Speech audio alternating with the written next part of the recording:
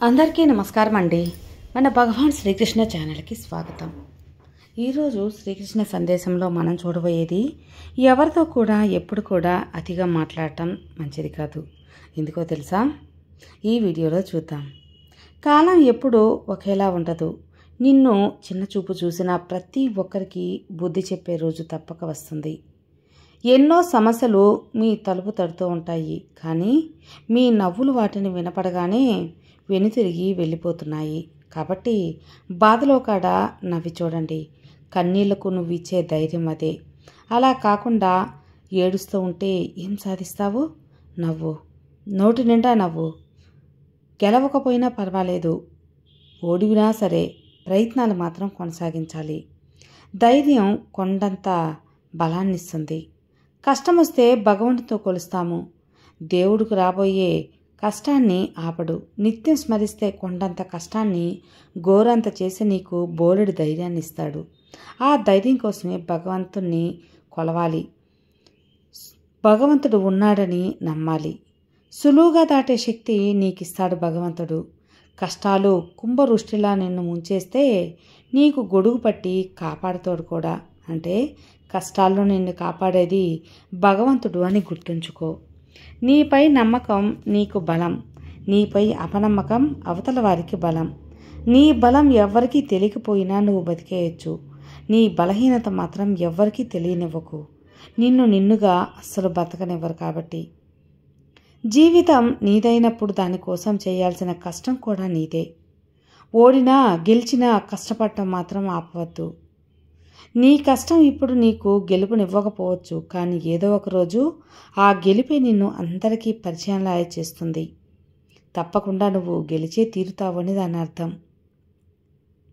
మీ మాటకు విలువ లేని చోట మౌనంగా ఉండటం మంచిది. లేదంటే ఏ మాట అయితే మౌనం కంటే విలువైందో అలాంటి మాటే భయంకరమైన కష్టాన్ని తెచ్చిపెడుతుంది.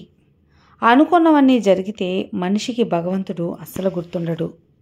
అందుకేనేమో ప్రతి ఒక్కరికి ఏదో ఒక వెలితిని ఉంచుతూనే ఉంటాడు. నిజాయితీగా ఉండే మీ చుట్టూ తక్కువ మంది ఉండొచ్చు, కానీ ఉన్న కొద్ది మంది సరైన వాళ్ళు అయి ఉంటారు. వాస్తవానికి చాలా నిజాలు బయటపడేది ఎక్కువ బాధలో ఉన్నప్పుడు లేదా కోపంలో ఉన్నప్పుడు మాత్రమే. గ్యారంటీ లేని జీవితానికి కోపం, అహంకారం, అసూయ ఎందుకు చెప్పండి?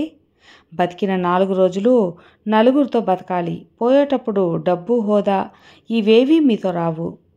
నవ్వుతున్నప్పుడు నీళ్లు తాగడం ఎంత కష్టమో, మనసుకి బాధ కలిగినప్పుడు కన్నీళ్లు ఆపడం కూడా అంతే కష్టం. ఏ పనైనా ప్రారంభించడానికి ఆత్మధైర్యం ఉండాలి, కొనసాగించడానికి కృషి ఉండాలి, పూర్తి చేయడానికి పట్టుదల ఉండాలి. కానీ ఈ 3 దశల్లో ముఖం మీద మాత్రం చిరునవ్వు ఒక్కటే ఉండాలి. అదృష్టం ఒక్కసారి రావచ్చు, అవకాశం అనేది 2 సార్లు రావచ్చు. నీ కష్టానికి తగ్గ ప్రతిఫలం మాత్రం నీకు ఎప్పుడూ ఉంటుంది. నీటిలో పడ్డ ప్రతివాడు చనిపోడు, ఈత రాని వాడు మాత్రమే చనిపోతాడు. అలాగే సమస్యలో ఉన్న ప్రతివాడు ఓడిపోడు, పరిష్కారానికి ప్రయత్నించిన వాడు మాత్రమే ఓడిపోతాడు. మనిషి నాశనానికి కారణం 2. అవి ఏంటో తెలుసా? ఎవరో చెప్పింది వినడం, విన్నదాన్ని ఇంకొకరికి చెప్పడం. ఈ 2 మనిషిని నాశనం చేస్తుంది. కాలం ప్రతి మనిషికి పరీక్షలు పెడుతూ ఉంటుంది. కొన్ని బ్రతుకు విలువ నేర్పితే ఇంకొన్ని బంధం విలువ నేర్పుతాయి. అహంకారం ఉన్న వాళ్ళకు గుణపాఠం, అణిగిమణిగి ఉన్న వాళ్ళకు సత్కారం ఇవ్వగల సత్తా కాలానికి మాత్రమే ఉంటుంది. కావాల్సిందల్లా సహనం మాత్రమే. ప్రతిదానికి ఓపిక అనేది అవసరం. ఆ సహనం ఉంటే గెలుపు నీ వెంట తప్పక వస్తుంది. చాలామంది జీవితాల్లో ఓడిపోతూ ఉంటారు. అంటే బలం లేక కాదు, తెలివి లేక కాదు, అబద్ధం ఆడలేక, మోసం చేయలేక, ఇలా నిజాయితీగా ఉండేవాళ్ళే ఓడిపోవటం జరుగుతూ ఉంటుంది. మీరు అందంగా ఉండడం అమ్మానాన్నలు ఇచ్చిన బహుమతి. మీరు పద్ధతిగా ఉండడం మీ అమ్మానాన్నలకు మీరు తెచ్చిపెట్టే పొగడ్త. సమయం అంది కానప్పుడు సాహసం, ఓర్పుతో ఉండాలి. అది పాండవులకే తప్పలేదు. అర్జునుడు నాట్యం నేర్పాల్సిన భీముడు వంటలు చేశాడు. నకల సహదేవుడు గోవులు కాశారు. ధర్మరాజు ఎన్నో బాధలు భరించాడు. ద్రౌపదీదేవి చెలికత్తెలుగా మారింది. కాబట్టి సరైన సమయం కోసం మనం ఎదురు చూడాలి తప్ప ఎప్పుడు ఓర్పు లేకుండా మాత్రం అస్సలు ఉండకూడదు. ఓర్పు ఉంటేనే ఏదైనా సాధించగలరు. సహనం అనేది మనిషికి ఎంతో గొప్ప వరం అని చెప్పుకోవాలి. నేడు చేయాల్సిన పనిని రేపటికి వాయిదా వేసేవారు నిన్న కూడా అదే చేసి ఉంటారు కదా. జీవితాంతం ఒక బంధం కావాలి అనుకుంటే క్షమించే గుణం, భరించే ఓపిక రెండూ మీ మనసుకు ఉండాలి. ఎప్పుడు కూడా నేను గౌరవించే మనిషిని ఎంచుకుంటే, ఎందుకో తెలుసా, ప్రేమ కన్నా గౌరవం చాలా ముఖ్యం కాబట్టి. జీవితం అనే యుద్ధంలో మీ మొదటి శత్రువు మీ యొక్క సోమరితనం, బద్ధకం. ఇవి మాత్రమే. జరిగిపోయిన దానికి బాధపడకు, జరగబోయేదానికి ఊహించుకోకు. ఈ క్షణం మాత్రమే నిజమని మాత్రమే తెలుసుకో. మంచితనానికి విలువ లేదు అన్నది ఎంత నిజమో, మీ మంచితనం మిమ్మల్ని కాపాడుతుంది అనేది కూడా అంతే నిజం. ప్రయత్నం ఎప్పటికీ వృధా కాదు. ఓటమి ఎప్పటికీ శాశ్వతం కాదు.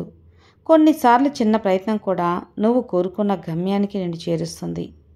ఒక మనిషిని మానసికంగా కానీ శారీరకంగా కానీ చంపడానికి ఆయుధాలు ఏమీ అవసరం లేదు. కత్తి కంటే పదునైన ఒక మాట చాలు. మాట అనే అస్త్రం చాలు. ఎదిగాక పెన్సిల్కు బదులుగా పెన్నును ఉపయోగించటం ఎందుకో తెలుసా? ఇకపై మీరు చేసే తప్పులను సరిదిద్దడం, తొలగించటం కష్టం కాబట్టి. అది తెలియచేయటానికే పెన్నును వాడతాం. వింటున్నారు కదా అని కథలు చెప్పకండి. నమ్ముతున్నారు కదా అని నాటకాలు ఆడకండి. ఏదో ఒకరోజు నిజాలు తెలిసిన వారు దూరం అయిపోతారు. వినేవారు లేక, నమ్మేవారు కనపడక మీరు మాత్రం ఒంటరిగా మిగిలిపోతారు.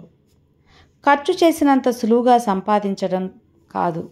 నేడు మిమ్మల్ని పిసినారి అనేవాళ్లే రేపు కష్టం వస్తే ఆదుకోవటానికి ముందుకు ఎవ్వరూ రారు అని గుర్తుంచుకోండి.